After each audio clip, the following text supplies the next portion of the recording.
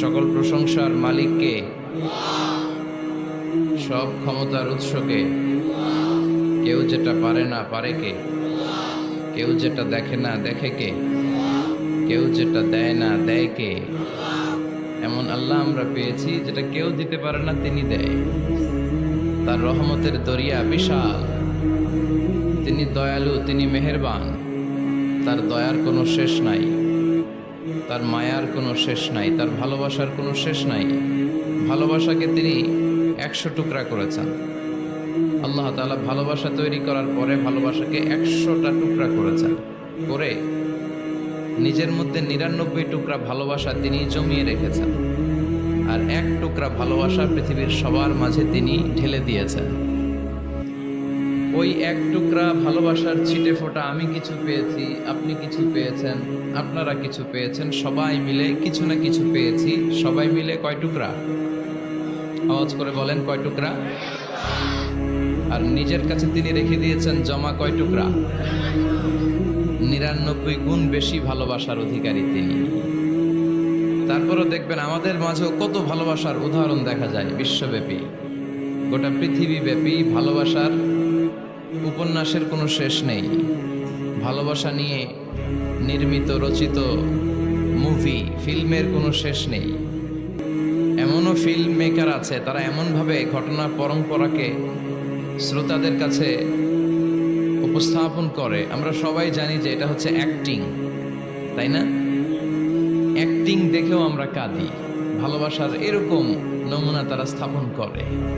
হ্যাঁ, শেষ পর্যন্ত দেখা যায় যে নায়ক নায়িকার ঘটনা এমন পর্যায়ে পরিচালক নিয়ে যায়, মনের অজান্তে আমরা কাঁদি। এই কষ্ট, এই দুঃখ, এই বিরহ দেখে আমরা কাঁদি, কিন্তু আমরা জানি যে it's an acting, it's not the real life. এটা বাস্তব জীবন নয়, এটা নাটক, টাকার বিনিময়ে ওনারা অভিনয় করেন। এই অভিনয় দেখে আমরা কাঁদি।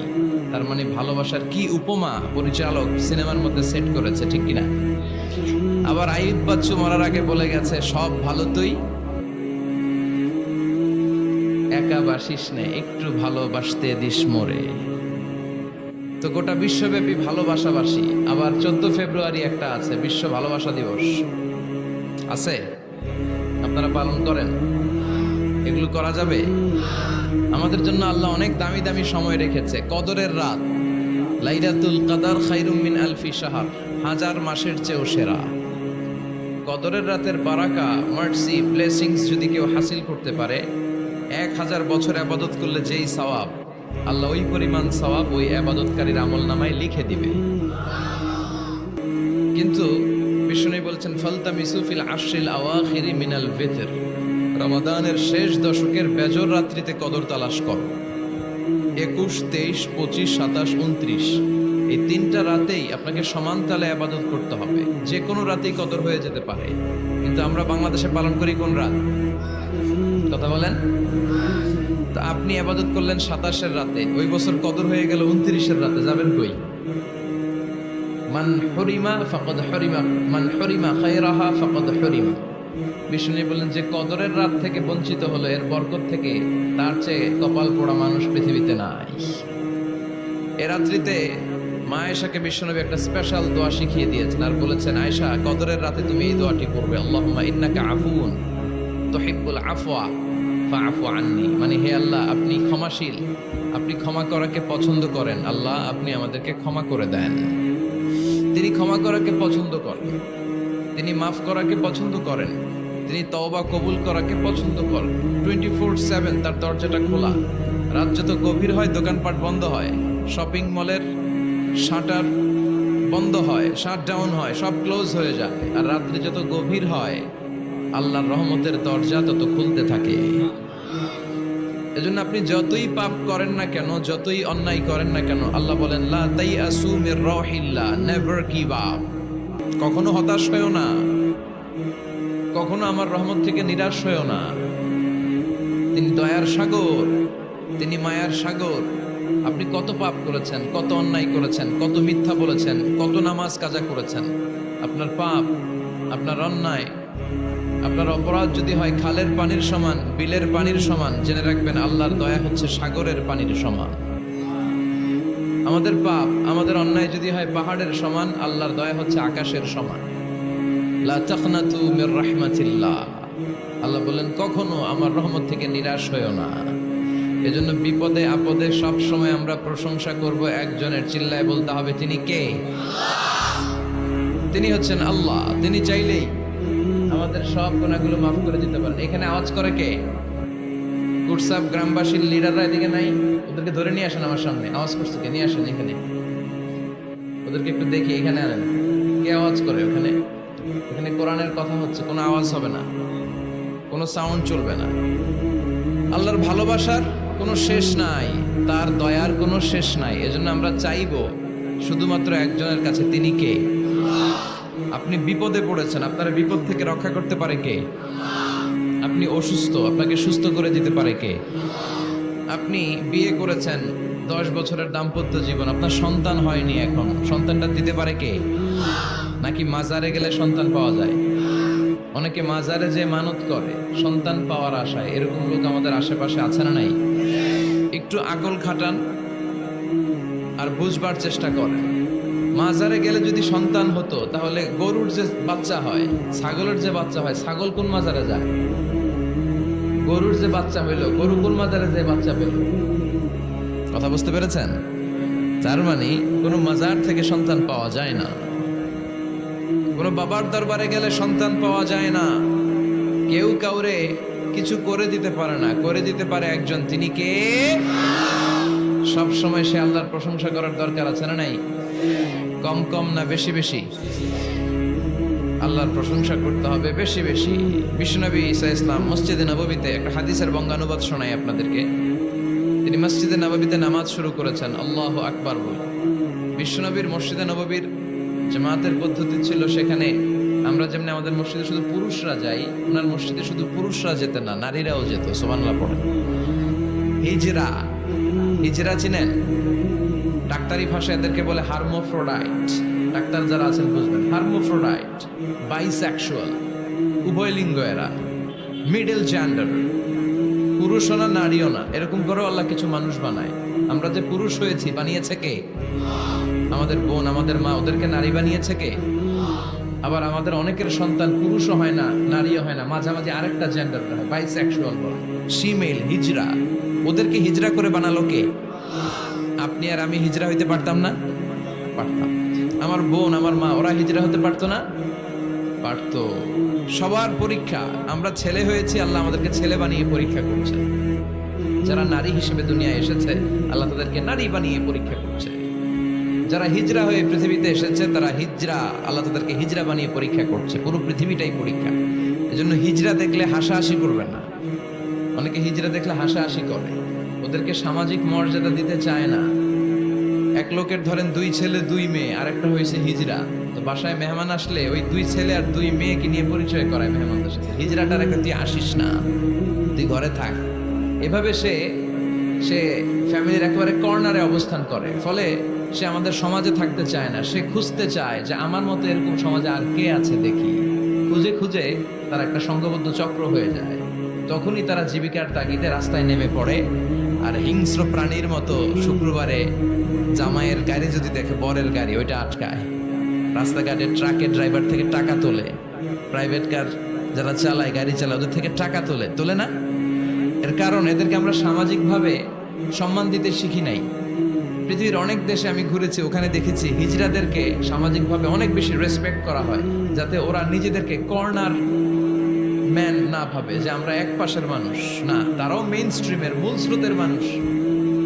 তাদেরকে বিভিন্ন কাজে সুযোগ করে দেওয়া উচিত। পৃথিবীর অনেক জায়গায় আমি অনেক শপিং মলে শপিং করতে যেয়ে দেখেছি যে শপিং মলের সুপার শপের যারা স্টাফ আছে তারা হিজড়া। বাংলাদেশে একটা সিদ্ধান্ত হয়েছিল যে ট্রাফিক সিগন্যালের এইখানে হিজড়াদেরকে কাজে লাগাবে, কারণ হিজড়াদেরকে মানুষ যে কারণেই হোক একটু ভয় পায়, সিগন্যাল আর অমান্য করবে না। তারপর ওদেরকে ভোটাধিকার নিয়েও 2004 সালে খুব সম্ভব একটা আন্দোলন হয়েছিল, তো সেটাও এরকম বাস্তবায়ন হয় না। এজন্য হিজড়াদেরকে নিয়ে মা বাবারা বিপাকে পড়েন। আমার একটা সন্তানও হিজড়া হয়ে জন্মাতে পারে। স্কুলে যখন আমরা বাচ্চাদেরকে ভর্তি করাতে যাই, বাচ্চার নাম, মায়ের নাম, বাবার নাম, বাচ্চার লিঙ্গ, এটা ছেলে না মেয়ে, এই 2টা ঘর থাকে, কিন্তু উভয় লিঙ্গের কোনো ঘর নাই, ঠিক কিনা? এটা সামাজিকভাবে আপনারা এটার ব্যাপারে গণসচেতনতা তৈরি করতে পারেন। এখানে কেউ চেয়ারম্যান আছে কিনা আজকে জানি না, তিনি হচ্ছেন এলাকার leader, member of the parliament. আপনারা যারা নেতা শ্রেণীর আছেন তারা হিজড়াদেরকে খুঁজে তাদেরকে নিয়ে একটা সোসাইটি করতে পারে, যে তাদেরকে কাজের ব্যবস্থা করা হোক, তাদেরকে সুশিক্ষায় শিক্ষিত করা হোক, তাদের মেধাটাও দেশ গঠনের কাজে লাগানো হোক, ঠিক কিনা? এজন্য এগুলো হচ্ছে সব আল্লাহ তাআলার দান। বিশ্বনবীর মসজিদে নববীতে জামাতের ভেতরে শুধু পুরুষ সাহাবারা থাকতো না, পুরুষ থাকতো, নারী থাকতো, হিজরা থাকতো, বাচ্চারাও থাকতো। আমরা অনেকে বাচ্চাদেরকে মসজিদে ঢুকাতে চাই না, আছে না নাই? অনেক মুরব্বী চাচারা বাচ্চাদেরকে দেখলেই খুব রেগে যায়, আছে না নাই? আপনারা এখানে মুরব্বীরা যারা আছেন আপনারা হয়তো রাগেন না, অন্যান্য এলাকায় দেখেছি আমি যে খুব রেগে যায়, বলে যে এটারে আনছে কে? তুরস্কের বিভিন্ন মসজিদের ওয়ালে ওয়ালে লাগানো যে জামাত চলাকালীন অবস্থায় যদি পেছনে বাচ্চাদের চিল্লাচিল্লি কিচিরমিচির আওয়াজ শুনতে পাওয়া না যায়, তাহলে পরবর্তী প্রজন্ম নিয়ে আপনারা ভয়ের ভেতরে থাকেন। তার মানে নেক্সট জেনারেশন তো মুসল্লি হচ্ছে না। আমরা নামাজ পড়বো, বাচ্চারা পেছনে চিল্লাপাল্লা করবে, ঠিক কিনা? এরকম পরিবেশ আমরা মসজিদে চাই কি চাই না? বাচ্চাদের কাজই তো চিল্লাপাল্লা করা, লাফালাফি করা, নাচবে, গাবে, লাফাবে, একজন আরেকজনকে কামড় দিবে, গ্লাস ভাঙবে, কাপড় ছিঁড়বে। এটা কি বাচ্চারা করবে না মুরব্বীরা করবে? মুরব্বী লাফালাফি করলে মানাবে? কথা বললেন তো। বাচ্চাদের কাজ বাচ্চাদেরকে করতে দেন, আর সাথে করে মসজিদে নিয়ে যাবেন, বাবারা মসজিদে নিয়ে যাবেন, ওকে বুঝাবেন যে এটা আমাদের ইবাদতগাহ, এখানে বসে আমরা আমাদের স্রষ্টাকে ডাকি, এখানে দুষ্টুমি করা যাবে না। তো বিশ্বনবীর মসজিদে নববীতে জামাতের প্রথম কাতারে দাঁড়াতো, প্রথম দিকের কাতারগুলোতে দাঁড়াতো পুরুষেরা, তারপর একটা সার্টিন গ্যাপ রেখে দাঁড়াতো নারীরা, তারপরে দাঁড়াতো হিজড়ারা, তারপরে দাঁড়াতো ছোট ছোট বাচ্চারা। তো বিশ্বনবী সবাইকে নিয়ে দাঁড়িয়ে নামাজ শুরু করেছেন, আল্লাহু আকবার। রুকুতে গিয়েছেন, রুকু থেকে উঠে পড়েছেন সামি আল্লাহু লিমান হামিদা। পেছন থেকে সাহাবারা ফিসফিস আওয়াজে পড়েছে রব্বানা ওয়ালাকাল হামদ। একজন সাহাবা অতিরিক্ত আরো 4টা তাসবিহ বাড়িয়ে পড়েছে, হামদান কাসীরান তাইয়িবান মুবারাকান ফি। সালাত শেষে বিশ্বনবী সাহাবাকে বললেন, সাহাবীদের দিকে লক্ষ্য করে বললেন যে তোমরা সবাই পড়েছো রব্বানা ওয়ালাকাল হামদ, কে জন্য বাড়িয়ে পড়েছো হামদান কাসীরান তাইয়িবান মুবারাকান ফি? এই 4টা তাসবিহ কে পড়েছো? এটা তো আমি শিখাই নাই, তুমি পেলে কই? কেউ দাঁড়ায় না, ভয়ে। বিশ্বনবী অভয় দিলেন, ভয় পেও না, দাঁড়াও। একজন দাঁড়িয়ে বলল, ইয়া রাসূলুল্লাহ, আমি আল্লাহর তাসবিহ কম কম পড়লে আমার পোষায় না, আমার পড়তে মনে চাই বেশি বেশি, এজন্য আমি নিজ থেকেই 4টা তাসবিহ বানিয়ে পড়েছি। বিষ্ণু বললেন, ভয় পেও না, তোমরা তো দেখোনি, আমি সালাতরত অবস্থায় দেখেছি বিদউ ওয়া সালাসুনা মালাইকা, তোমার এই 4টা তাসবিহর যে সওয়াব হয়েছে, এই সওয়াবটা 30 জনেরও বেশি ফেরেশতা কে কার আগে আল্লাহর আরশে পৌঁছে দিবে এ নিয়ে আকাশে প্রতিযোগিতা করছিল। এজন্য আল্লাহর প্রশংসা কি কম কম না বেশি বেশি? সব সময় আল্লাহর প্রশংসা করতে রাজি আছেন? সব জায়গায় প্রশংসা করতে রাজি আছেন? আসুন সে আল্লাহর জন্য আমরা আওয়াজ করে পড়ি আলহামদুলিল্লাহ। করেন রব্বানা লাকাল হামদ হামদান কাসীরান তাইয়িবান মুবারাকান ফীহি ইয়া রাব্বি লাকাল হামদু কামা ইয়ানবাগি লিজালালি ওয়াজহিকা ওয়া আযীমি সুলতানিকা লাকাল হামদু বিল ঈমান লাকাল হামদু বিল ইসলাম লাকাল হামদু বিল কোরআন। আল্লাহ সব সময় তোমার প্রশংসা যেন আমরা করতে পারি, তুমি তৌফিক দাও। আজকে আমরা যে বইটা থেকে কয়েক মিনিট কথা শুনবো, বইটার নাম কি? কোরআন আল কারীম। এটা এমন কিতাব যে কিতাবে কোনো ভুল নাই। এসেই দেখি টেবিলের মধ্যে অনেক বালু ধুলা, কোরআনের ভেতরেও ধুলা বালি, এগুলো আপনারা আগ থেকে পরিষ্কার করে রাখবেন। এগুলো হুজুরের জন্য রেখে দেয় যে মাহফিলের সব কাজ আমরা করছি, এটা হুজুরে করুন, এরকম আছে না নাই? তো ঠিক আছে, করলাম একটু কাজ, আর কোরআন পরিষ্কার করলে তো আরো ভালো। আল্লাহর কিতাবকে আমি একটু ক্লিন করে দিয়ে গেলাম। তো অ্যারেঞ্জমেন্টগুলো আপনারা খেয়াল রাখবেন। আর মাঝে মাঝে কোরআন এমন ছিঁড়ে পাড়া, এত পুরাতন কোরআন এনে দেয়, আজকেরটার অবস্থা মাঝামাঝি, জায়গায় এত ছিঁড়া পাড়া কোরআন দেয়, তো ওইটা নিয়ে বসাই কঠিন। পৃথিবীর সবচাইতে নন্দিত কিতাবটা আজকে নিন্দিত এবং অবহেলিত, যেটা আমাদের সফলতার কারণ, যেটা আমাদেরকে দুনিয়া আখেরাতে মুক্তির জন্য আল্লাহ পাঠিয়েছে, সেটাকে আমরা গুরুত্ব দেই না। এজন্য আমি বলি যে Quran is not for your self, not for your book shelf, Quran is for your self. Quran আপনার বুক সেলফে রেখে দেওয়ার জন্য না, এটা আপনার জন্য, এটা তেলাওয়াতের জন্য এসছে। প্রতিদিন কোরআন তেলাওয়াত করতে হবে, একটি করে হলেও কোরআনের আয়াতের অনুবাদ করতে হবে। কোরআন আল্লাহ কি বললেন জানার দরকার আছে না নাই? এই কিতাবটা নির্ভুল একটা কিতাব। এই কিতাব যদি কেউ পাঠ করে তাহলে সে মানুষের মতো মানুষ হবে, বিশ্বাস হয়? এই কিতাব যদি কেউ পাঠ করে তাহলে সে সুশিক্ষিত হবে, কারণ এই কিতাবের প্রথম কথা হচ্ছে পড়ো, পড়ে নিজের জীবন গড়ো, ঠিক কিনা? আল কোরআনের প্রথম বাণী পড়ো, আল হাদিসে নবীর কথা পড়ো। আল কোরআনের প্রথম বাণী পড়ো, আল হাদিসে নবীর কথা পড়ো। পড়ে পড়ে শেখো, শিখে শিখে তুমি তোমার নিজের জীবন গড়ো। সুবহানাল্লাহ পড়েন। পড়ো, পড়তে পড়তে নিজের জীবন গড়ো। তো এই কোরআন পড়লে সে সুশিক্ষায় শিক্ষিত একজন মানুষ হয়, সিভিলাইজড হয়, ভদ্র হয়, সভ্য হয়, মানুষের মতো মানুষ হয়। এই কোরআন এসেছে আমাদেরকে মানুষের মতো মানুষ বানাতে। কি বানাতে? আওয়াজ করে বলেন, আবার বলেন। এই কথাটার সাথে আপনারা পরিচিত না? বলেন। মুরব্বীরা আমাদেরকে বলে না যে তুই মানুষের মতো মানুষ হ, এটা তো কমন কথা, ঠিক কিনা? তো কোরআন কিন্তু এসেছে আমাদেরকে মানুষের মতো মানুষ বানানোর জন্য। পৃথিবীতে মানুষের বড্ড অভাব। অনেকে বলতে পারেন হুজুর কি বলেন, 700 কোটি মানুষ আর আপনি কোন মানুষের অভাব? কোথাও গেলেই খালি মানুষ আর মানুষ, রাস্তাঘাটে মানুষ, এখানে মানুষ, ওখানে মানুষ, বিশাল লম্বা সিরিয়াল। এগুলো খালি চোখে আপনারা যা দেখেন এগুলো মানুষ না, এগুলো জনসংখ্যা। এগুলো কি? এজন্য বলা হয় বাড়ছে জনসংখ্যা কিন্তু কমছে মানুষ। বাড়ছে কি কিন্তু কমছে কি? মানুষের মতো মানুষ হওয়া খুব দরকার। কোরআন এসেছে আমাদেরকে মানুষের মতো মানুষ বানাতে।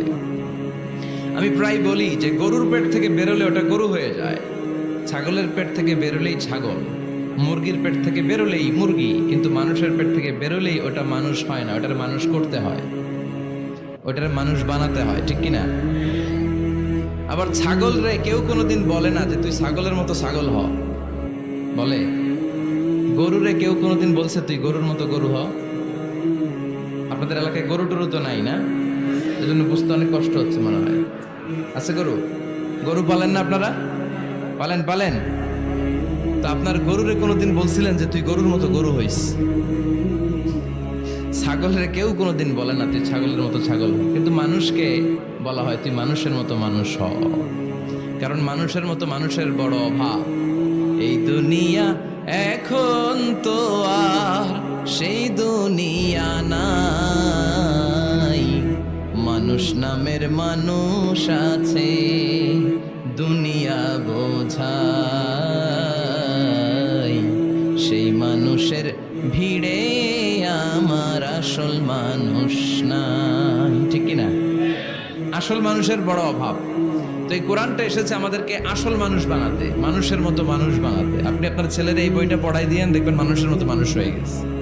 এই ছেলে আর চাঁদাবাজি করবে না, টেন্ডারবাজি করবে না, খাদ্যে ভেজাল দিবে না, মাছে ফরমালিন দিবে না, কোনো সুন্দরী নারীকে মাঝরাতে পেলে ধর্ষণের চেষ্টা করবে না। চিল্লা এখন ঠিক কিরা? এজন্য এই কোরআনটা পড়াইতে হবে, শিখাই দিতে হবে। মানুষের মর্যাদা সবচাইতে বেশি। মানুষ যদি শ্রেষ্ঠ হয়, মানুষ ফেরেশতাকে ছাড়িয়ে যায়। মানুষ যদি